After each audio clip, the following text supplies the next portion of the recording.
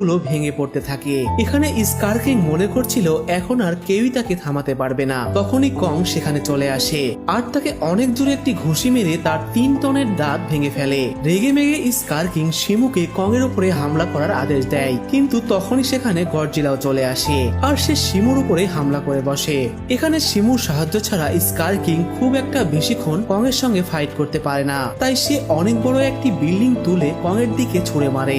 সে এক ঘুষিতে সেই বিল্ডিং দিকে তছনছ করে ফেলে, কিন্তু তখনই শিমু এসে কং এর সেই মেকানিক্যাল হাতে আঘাত করে বসে। এবার শিমু আবারও একবার কং এর হাত বরফে পরিণত করতে শুরু করে। এটা দেখে স্কার কিং মনে করছিল সে হয়তো এবার জিতেই যাবে, কিন্তু সে তার পেছনে থাকা রাগান্বিত গডজিলাকে খেয়াল করে না।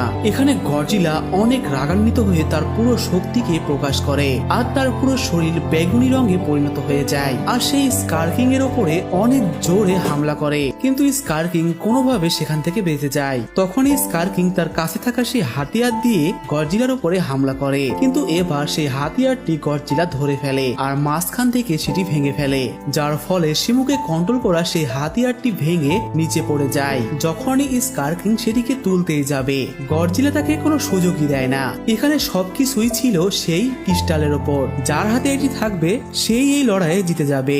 যখনই সেই ছোট বানরটি কং এর রেখে যাওয়া সেই কুড়ালটি দেখতে পায়, তখন সেই পিচ্চি বানরটি কুড়ালটি উঠিয়ে সেই পোর্টাল দিয়ে মানুষের পৃথিবীতে চলে আসে।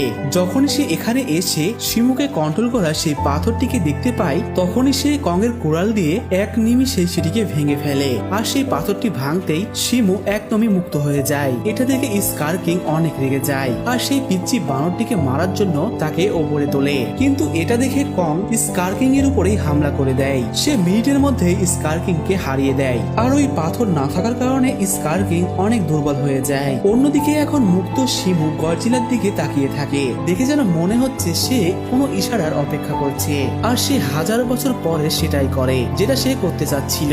সে চোখের পলকেই স্কার কিং কে বরফের মূর্তিতে পরিণত করে দেয়। তখনই কং তাকে ওপরে তুলে মাটিতে অনেক দূরে আছাড় মারে আর মুহূর্তের মধ্যেই তার শরীর টুকরো টুকরো হয়ে যায়। আর এখন যুদ্ধ শেষ হয়ে গিয়েছে, কিন্তু এই দুনিয়াকে এখনো ঠিক করা বাকি ছিল। তখনই গডজিলা আকাশের দিকে তাকায় আর তার বেগুনি রোশনি আকাশের দিকে ছুড়ে মারে আর মুহূর্তের মধ্যেই কালো মেঘ সরে গিয়ে আকাশের সূর্য দেখা যায়। এরপর গডজিলা তার দেশে ফিরে যায় আর সে গভীর ঘুমে ঘুমিয়ে পড়ে। আর কং তার নতুন সঙ্গী শিমুর সঙ্গে তাদের সেই পৃথিবীতে ফিরে আসে আর এখানেই তার সম্প্রদায়ের সঙ্গে নতুন ভাবে সবকিছু শুরু করে।